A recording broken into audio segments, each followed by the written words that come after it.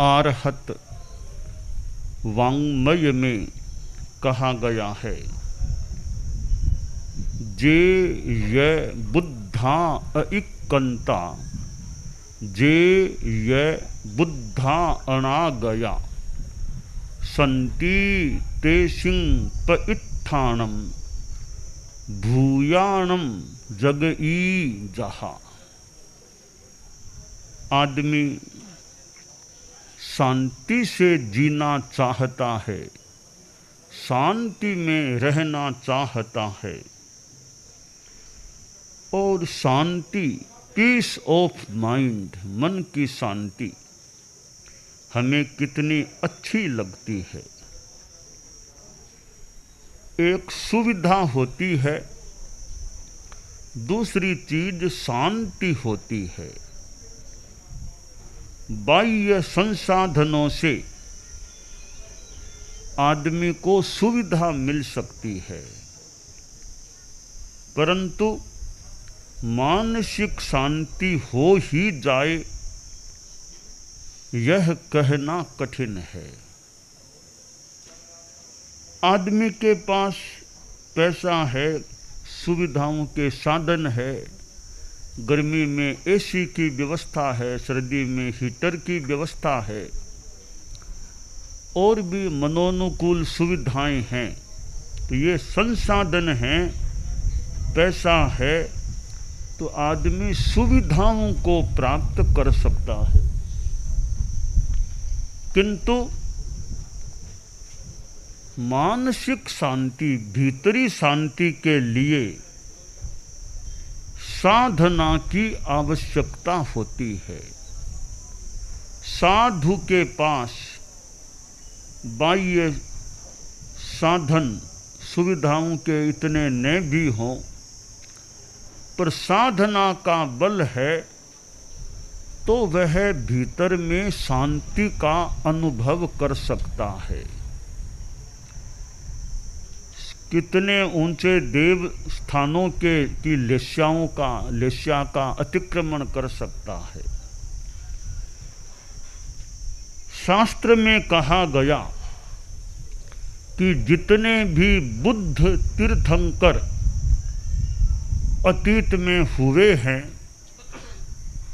और जितने भी भविष्य में होंगे, उनका प्रतिष्ठान, उनका आधार शांति है। जैसे प्राणियों का, जीवों का आधार पृथ्वी है, पृथ्वी पर प्राणी रहते हैं, इसी प्रकार जो बुद्ध हैं, तीर्थंकर हैं, वे शांति पर अवस्थित होते हैं। कैसे? हम इस बात को तात्विक दृष्टि से विचार में लें कि बुद्ध होने का मतलब केवल ज्ञान संपन्न हो गए। अब केवल ज्ञान है तभी वे तीर्थंकर बन सकते हैं। तो केवल ज्ञान किसको मिलता है? जो पूर्णतया शांति में चला जाए, यानी जिसका मोहनीय कर्म क्षीण हो जाए, नष्ट हो जाए, उसी व्यक्ति को केवल ज्ञान, केवल दर्शन प्राप्त हो सकते हैं। शांति में बाधक है तो मोहनीय कर्म है, और जिसने मोहनीय कर्म को नष्ट कर दिया, क्षीण कर दिया, उसे तो भीतर की पूर्ण शांति प्राप्त हो जाती है। तो केवल ज्ञान कब होता है? पहले मोहनीय कर्म का क्षय होता है, 12वां गुणस्थान आता है, उसके बाद ही 13वां गुणस्थान आता है, और केवल ज्ञान, केवल दर्शन, अंतराय का क्षय, ये स्थितियां प्राप्त होती हैं। तो बुद्धत्व का संबंध केवल ज्ञान, केवल दर्शन से है, और केवल ज्ञान, केवल दर्शन मोहनीय कर्म का क्षय होने पर ही होते हैं। इसलिए बुद्धों, तीर्थंकरों का आधार यह शांति होती है। मोहनीय कर्म का क्षय और शांति, इसको हम यहाँ एकार्थक मान लें तो शांति के आधार पर तीर्थंकर अवस्थित होते हैं। तीर्थंकरों की शांति तो परम शांति है। नमो जिनाणम जिय भयाणम, उन जिनों को नमस्कार है जिन्होंने भय को जीत लिया है। शांति की प्राप्ति में भय एक बाधा है। जो डरता है उसकी शांति भंग हो जाती है। तो शांति का विरोधी तत्व एक है डर, भय। जो भय को जीत लेता है, न बीमारी का भय है, न मौत का भय है, न अपमान का भय है, न भूत प्रेत का कोई भय है, कोई भय नहीं, न चोरी चकारी का कुछ भय है। तो ऐसा अभय जो व्यक्ति होता है वो शांति का एक बड़ा एक भाग, हिस्सा मानो प्राप्त कर लेता है। तो जहाँ परिग्रह है वहाँ भी भय हो सकता है। एक गुरु और शिष्य बिहार यात्रा कर रहे थे। एक गुरु था और एक चेला था। यूं गुरु तो खैर बड़े ही थे, पर एक संदर्भ में चेला ज़्यादा जागरूक था नियमों के प्रति, साधना के प्रति। तो गुरुजी गांव-गांव जाते तो चेले से कई बार अक्सर पूछते रहते कि बेटा स्थान सब सुरक्षित है ना, सब सुरक्षित है ना, एकदम कोई खतरा तो नहीं है ना। चेला कहता यहाँ तो एकदम सुरक्षित अच्छा स्थान है, कोई ऐसी बात लगती नहीं। कई बार गुरु ने जगह जगह पूछ लिया कि स्थान बिल्कुल सेफ है ना, कोई सुरक्षा ठीक रहेगी ना सामान की और की। तो कई बार पूछा तो चेला भी यूँ अच्छा था, सोचा कि क्या बात है, गुरुदेव बार बार क्यों पूछते हैं कि स्थान सुरक्षित है ना, सामान की सुरक्षा ठीक रहेगी ना। क्या ऐसी बात है कि गुरुदेव बार बार पूछते हैं, मैं निगह तो करूं। एक दिन गुरुजी कोई बाहर यूँ शौच जैसे पंचमी समिति के लिए कहीं गए थे, पीछे चेला था। चेले ने गुरुजी का सामान सारा चेकिंग की सामान की कि क्या है सामान में। तो एक बैग था, उस बैग में सामान को देखा। एक गोल्डन ईंट, सोने की ईंट उस सामान में मिली, बहुत कीमती सोने की ईंट थी। चेले ने ईंट को निकाला, पास में कोई नदी बह रही थी, नदी में ईंट को फेंक दिया, वापिस सामान को पैक कर दिया। फिर गुरुजी आए, सामान और सब लेकर के अगले गांव के लिए रवाना हुए। अगले गांव पहुँचे, प्रवास स्थल आया। फिर गुरुजी का वही सवाल कि चेला स्थान सेफ है ना, सुरक्षित सामान की सुरक्षा ठीक रहेगी ना, ध्यान दे लेना। चेला कहते कोई खतरा तो नहीं है ना। गुरुजी बोले कोई खतरा हो? चेला बोला गुरुदेव कोई खतरा नहीं है, आप निश्चिंत रहो। जो खतरा था वो नदी में फेंक दिया मैंने। खतरे का मूल कारण था, आपके आशंका का कारण था, वो नदी में फेंक दिया है मैंने। क्या फेंक दिया? कि गुरुदेव आपके सामान में ईंट थी, सोने की ईंट, वो निकाल के मैंने फेंक दी है। अरे ईंट फेंक दी? कहाँ गुरुदेव, आपके दिमाग में टेंशन हो रहा है, खतरा नहीं है ना, सेफ है ना, हमें क्या चिंता, क्या सेफ और क्या बिना सेफ, अपरिग्रही साधु अकिंचन फकीर हैं, हमें किस बात का भय होना चाहिए। हालांकि छद्मस्त है, भय भी लग जाए हो जाए, पर परिग्रह भय का कारण है। गुरुजी बोले चेला हूँ तो मैं गुरु, पर गुरुजी गुड़ रह गए, चेला चीनी बन गया। तुम मेरे से भी मानो आगे निकल गए, इतने जागरूक हो। मैंने तो कोई भक्त आया था, उसने कहा कि भेंट में ले लो, तो मैंने सोने की ईंट ले ली। हालांकि अपरिग्रह की हमारी साधना है, पर मैंने अतिक्रमण कर दिया, मोह आ गया और ईंट ले ली थी। अब तुमने मुझे बिल्कुल निष्परिग्रही बना दिया, अच्छा कर दिया। तो भय से अशांति होती है और परिग्रह के कारण भय पैदा हो सकता है।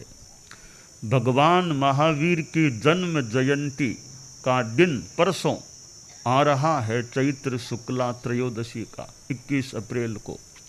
भगवान महावीर के हम जीवन को देखें, साधना को देखें, कितनी तो उनकी अभय की साधना, कितनी उनकी अपरिग्रह की चेतना, अहिंसा की चेतना हम जैसा शास्त्रों में, आगमों में और पढ़ते हैं। तो यह भय एक अशांति का कारण है। हमें जितना संभव हो सके भय मुक्त रहने की चेष्टा रखनी चाहिए। दूसरी बात है गुस्सा। गुस्सा भी एक अशांति का निमित्त बन सकता है।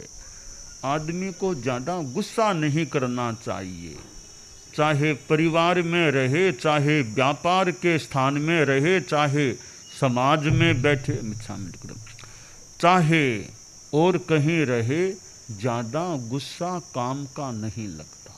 शांति में रहना चाहिए। आवेश आदमी को आ जाए, कुछ भी बोल दे, कुछ भी चीज़ हाथ में लेकर फेंक दे, इतना तेज गुस्सा, तेज आवेश हमें नहीं करना चाहिए। शांति में रहें। सामने वाला कुछ बोल भी दे, हम शांति में रहो, सुन लो क्या कहता है, धैर्य रखो। एकदम बीच सामने वाले के बीच में यूँ गुस्से में हम नहीं आए। तो यह गुस्सा है, वह भी एक अशांति का कारण बन सकता है। तो गुस्से को छोड़ दें, गुस्सा न करें, हमें शांति प्राप्त हो सकती है। मन में चिंता होती है कि बस वो हो जाएगा, वो क्या होगा, चिंता नहीं, चिंतन करो। ज़्यादा चिंता नहीं, हाँ चिंतन करना हो तो कर लो। चिंतन भी टाइम पर, दिन भर दिमाग में चिंतन का बोझ नहीं रखना चाहिए। अब चिंता करना कि चिंतन करना, आधा घंटा घंटा बैठ जाओ, चिंता चिंतन जो करना हो सो कर लो, फिर दिमाग को हल्का रखो। रात को सोना है, अच्छा रहे, सोने से पहले दिमाग हल्का हो जाए फिर सोएं। सो गए फिर वो चिंता चिंतन, वो कल क्या करना, वो करना, दिमाग में थोड़ा लोड, तनाव, तो सोए आदमी निश्चिंत हो जाए। तो यह चिंता भी अशांति का कारण है। चिंता चिता समाप्रोक्ता को भेदश्चित चिंतयो या बिंदु मात्रस्य भेदतः चिता दहति निर्जीवम चिंता सजीव मप्य हो। कि चिता और चिंता, चिंता चिता के समान है। कि दोनों में क्या अंतर है? एक अनुस्वार का या आधा ने, इतना सा अंतर है। दोनों का काम जलाना है। चिता निर्जीव को जलाती है और चिंता सजीव को भी जला देती है। तो चिंता हालांकि हम इंसान है, हो जाती होगी, पर जितना उसके दिमाग को चिंता से मुक्त रखना चाहिए। चिंतन, चिंता नहीं, चिंतन करो। और चिंता करना भी हो तो आधा घंटा घंटा कर आकर बात को जल्दी निबेड़ दो, फिर एकदम दिमाग को प्राय फ्री रखो। तो चिंता भी एक अशांति का कारण है। और यह लोभ की चेतना है, कामना ज़्यादा, कि वो चाहिए, महत्वाकांक्षा, लालसा। लालसा की पूर्ति, कामना की पूर्ति होती नहीं है तो फिर मन में दुख होता है, कभी गुस्सा आता है। तो ज़्यादा कामना, ज़्यादा लालसा आदमी को नहीं करनी चाहिए। कि भाई क्या चाहिए, जीवन चलाने के लिए कितना चाहिए।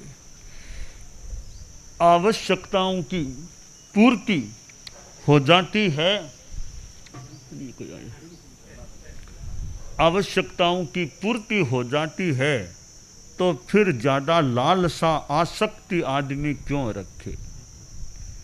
यावद भ्रियेत जठरम तावत स्वत्वम या सत्वम ही देहि नाम अधिकम यो भी मन्येत सस्तेनो वद मरहति, कि जितने से पेट भर सकता है उतना तो मान लो आदमी को रखना, और ज़्यादा आसक्ति परिग्रह, कड़ी बात कही गई है श्लोक में तो, पर यानी ज़्यादा वो आसक्ति लालसा कामना है, उससे आदमी को जितना संभव हो सके बचने का प्रयास करना चाहिए।